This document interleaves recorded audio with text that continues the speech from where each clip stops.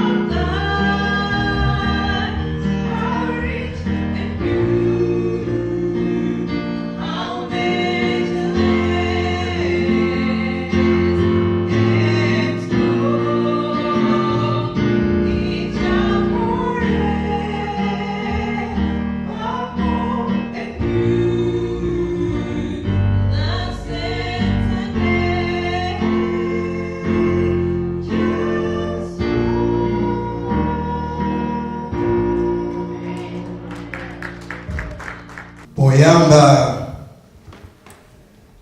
ndikufuna ndilandire inu nonse amene mwabwera mdzuwa la lero la Sabata First, I would like to welcome all of you who come here this Sabbath to this service. Zimangondipatsa chidwi It just makes me interested kuti mwina tingayiwale kumene tachokera.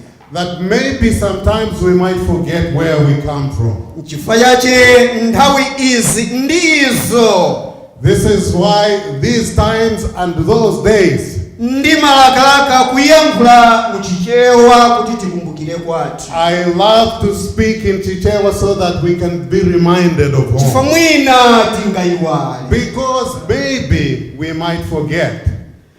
Mutu wa uthenga wathu The title for this message ndi tsoka la machona. is The War of the Sojourner. Tsoka la machona. The problems of a sojourner. Nkhani yathu yayikulu Our story here ikuchokera m'buku la Nehemiya chapter 7 comes from the book of Nehemiah chapter 7, kuyambira verse 1 starting from verse 1 mpaka 73. up to 73. Koma chidwi changa But my focus chili pa verse 61 is on verse 61 kukafika ndime 64. to verse 64. Ndi pamene chidwi chango ndipati ndangotengerapo chidwi cha mutu wa uthenga wake This is where I'm interested to bring the message today. kuti malinga ndi zochitika za verse 61 mpaka 64 It is concerning the verses 61 to 64. zandipatsa chidwi kuti mutu wa uthenga ukhale tsoka la machona. It has made me title the message to be War unto the Wars of a Sojourner.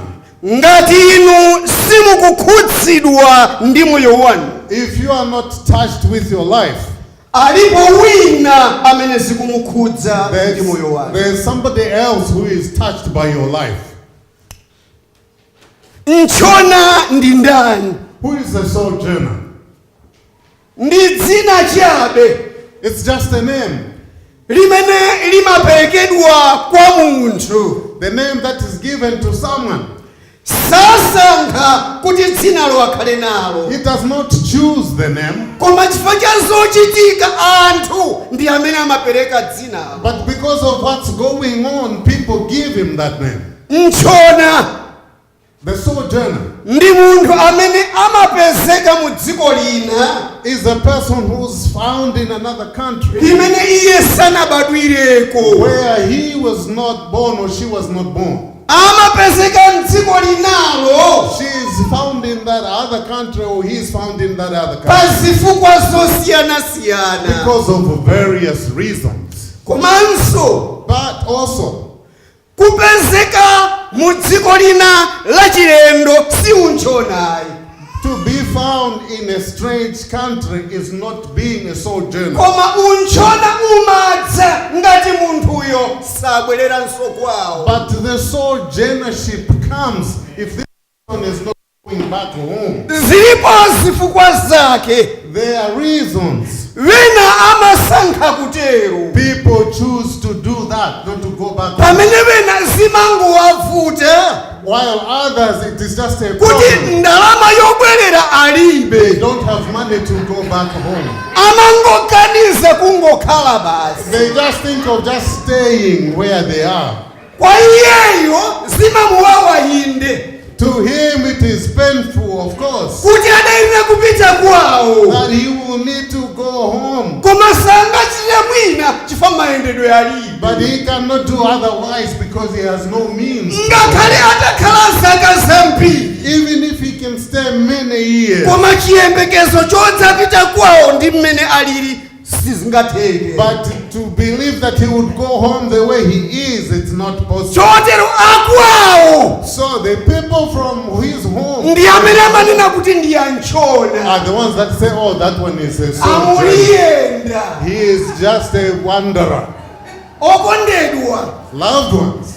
ndimakumbukira malume yanga I remember my uncle. munjira ina ndisinafike apo In one other way, before I come to that one, nthawi zina nchona sometimes this sojourner, amatha kusintha dzina la chibadwidwe he might look for a name with which he was born for. mungathe kumfika ku dzikolo koma osampeza chifukwa ali ndi dzina la chilendo.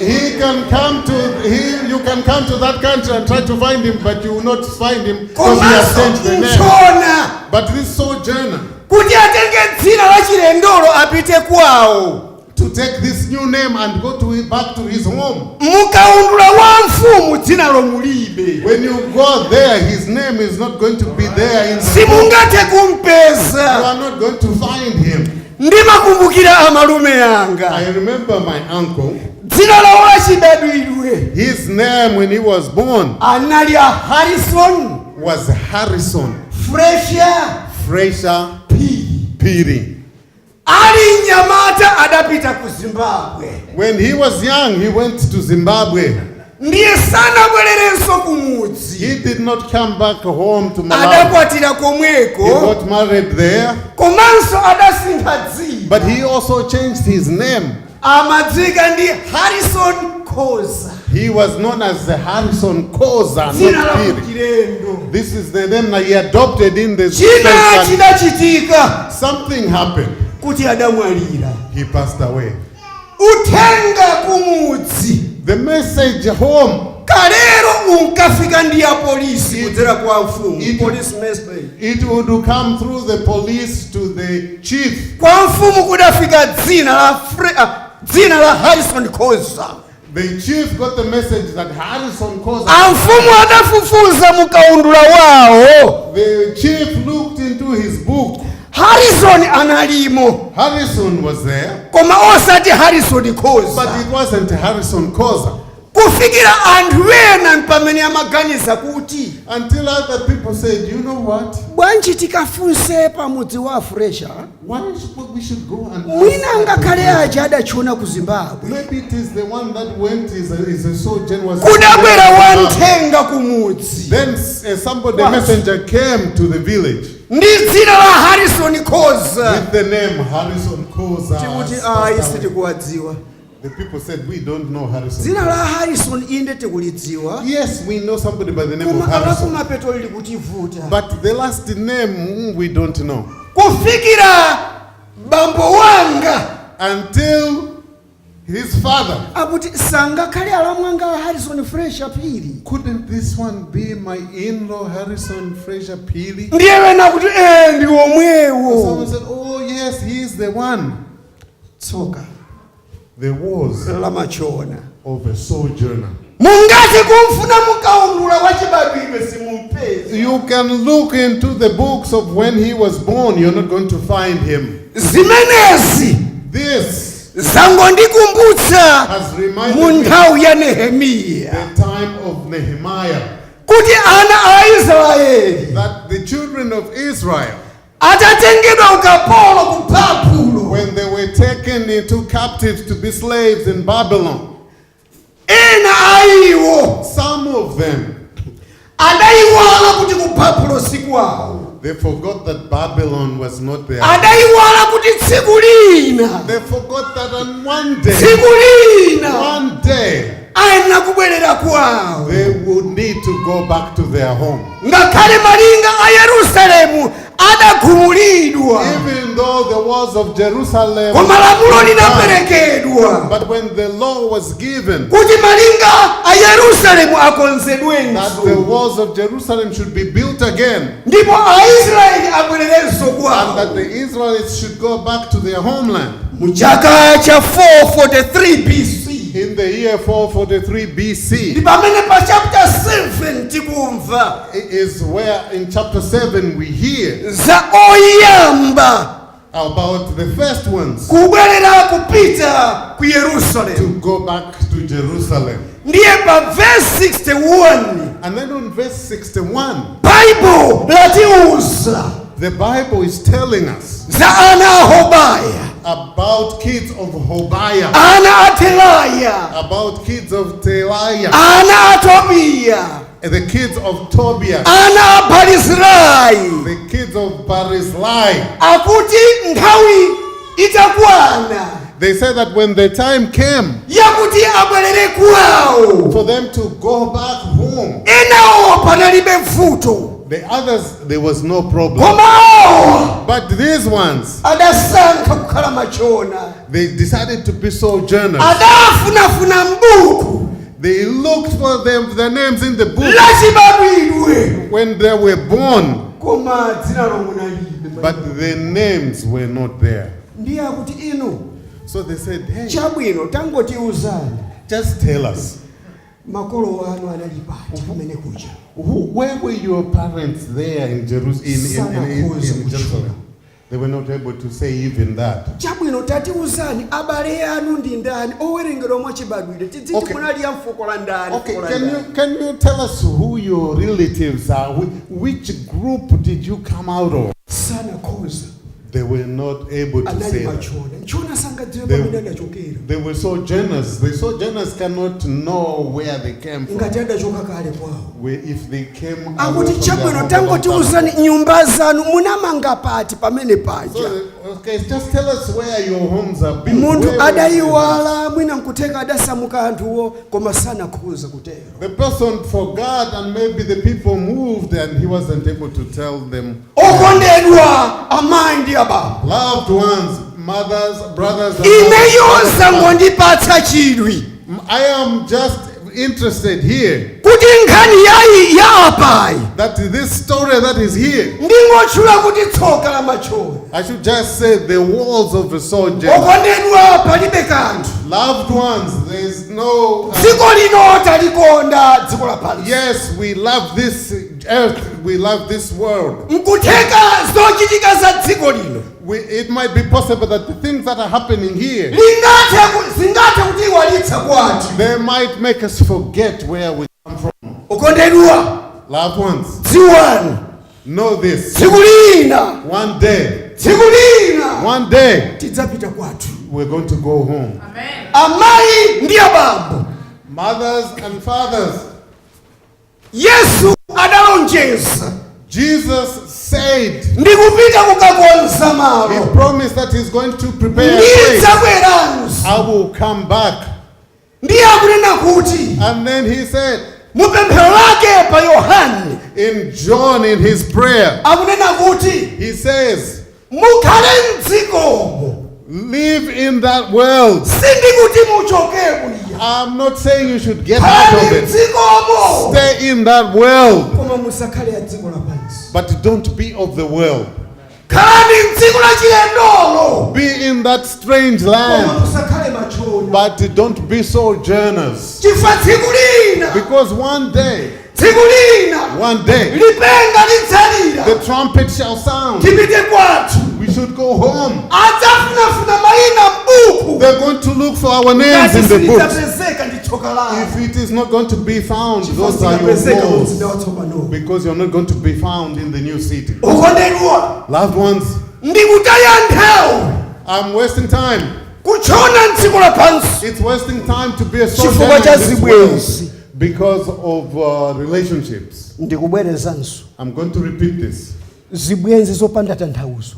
Relationships that have no meaning. Ndikutaya nthawi It's a waste of time eti kuchona nkuchona to be sojourners in a strange land, dziko lino in this world, dzina m'buku kusowa and the name not be found in the book chifukwa choledzera because of drunkenness. kutaya nthawi. That's waste of time. Ndikusaganiza bwino It's not thinking right. sindikukalipa I'm not being koma angry, ndikunena mwamphamvu but I'm saying with power. kunena kuti I'm saying this. ndikutaya nthawi It's a waste of time. ndikusaganiza It's bwino not thinking right eti kuchona mdziko lino to be sojourners in dzina this world. m'buku ndikusowa And the name you're in the book, your name's not be Makolo found wanu. because you despised your parents. ndikufuna nenezo mwamphamvu I want to say this again with power. sindikukalipa I am not being koma angry, ndiloleni ndidziyankhula mwamphamvu but I'm saying this with power. kunena kuti To say this, ndikusaganiza bwino it's not thinking thinking right. eti kuchona mdziko lino To be so generous in this world. dzina ndikusowa m'buku And your name misses in the book chifukwa chakuti adalephera kupita kutchali chifukwa cha ntchito because you failed to go to church because of work. kusakaniza It's not thinking right. ndikuti I'm saying this. sindikukalipa I am not being koma angry, ndikunena mwamphamvu but I'm just saying with kunena power kuti that ndikusakaniza it's not thinking right. dzina nkusowa m'buku The name misses in the book chifukwa chakuti because eti munthu anatanganidwa ndi miseche this person was so busy with gossiping. ndikuti I'm saying this. ndikusakaniza It's not thinking right. ndikusakaniza It's bwino not thinking right. ndikuti ndikusakaniza bwino I'm saying it's not thinking dzina lanu proper. likasowa m'buku la mpingo For your name to miss in the kukasowa book. m'buku la yehova For your kumwamba name to miss in the book of heaven. eti chifukwa chakuti Because mukulimbanira mwamuna mmodzi you are all arguing for one man. sindikukalipa I'm not being angry. koma ndikunena mwamphamvu But I have to say this with kunena power. kuti That this ndikusakaniza it's bwino not thinking right. eti dzina ukasowa m'buku Your name is not there in the book, it misses. chifukwa cha mbiri zimene zikumveka kumene timagwira ntchito Because there are issues that are being heard wherever you are working. ndakalipako ngati Am I being angry? ndikunena kuti I'm saying this. ndikusakaniza bwino It's not thinking properly. ndikusakaniza bwino It's not thinking right. sindidziwa ngati mumadziwa I don't know if you knew kuti ndinu mbadwa zosankhika that you are citizens, chosen citizens. You are priests. zida za mwini wake You are instruments of the honor. mtundu wopatulika You are a chosen amene people. yehova anakupatulani You are a people that Jehovah has set you apart. I don't know if you knew that.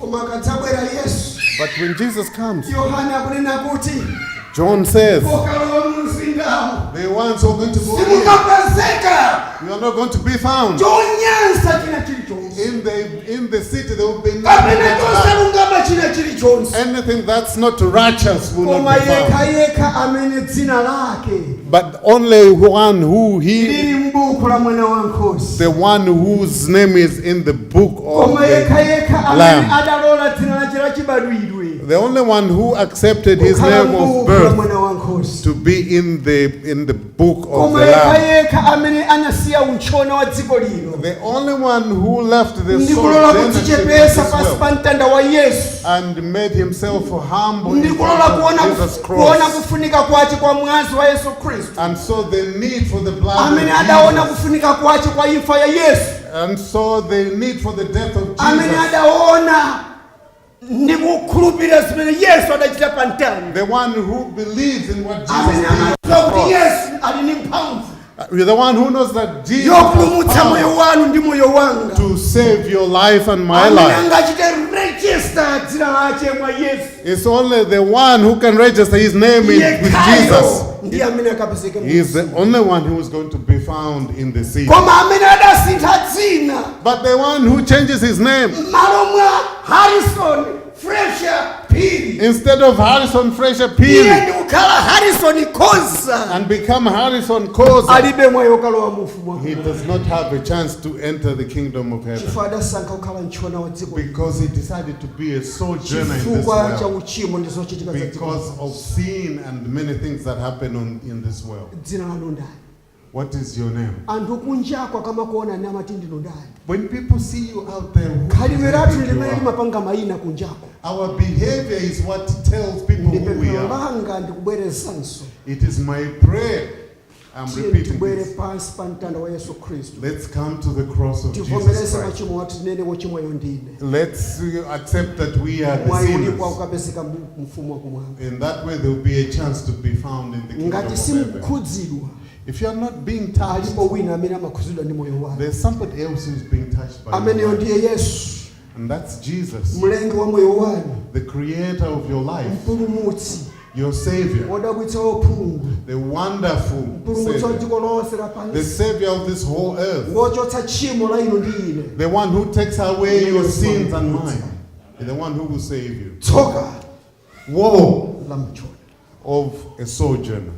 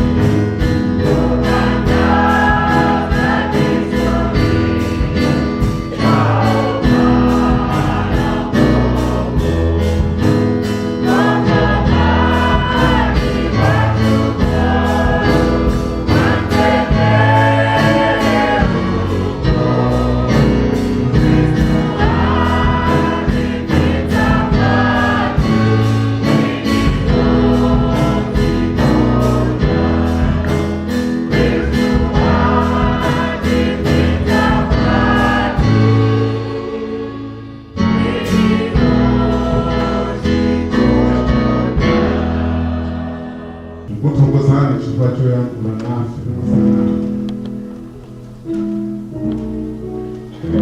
ndikondi pemphero lathu Ambuye kuti tisakhale ndi tsoka lanchona mukalole kuti tikakhale m'dziko lino ndi maganizo kuti tsiku lina mudzabwera kudzatitenga kupita ku mzinda wanu, kuti tithandize mayendedwe athu a tsiku ndi tsiku, kuti nthawi zonse tiziyenda pafupi ndi inu ndi mtanda wanu. Dzina la Yesu.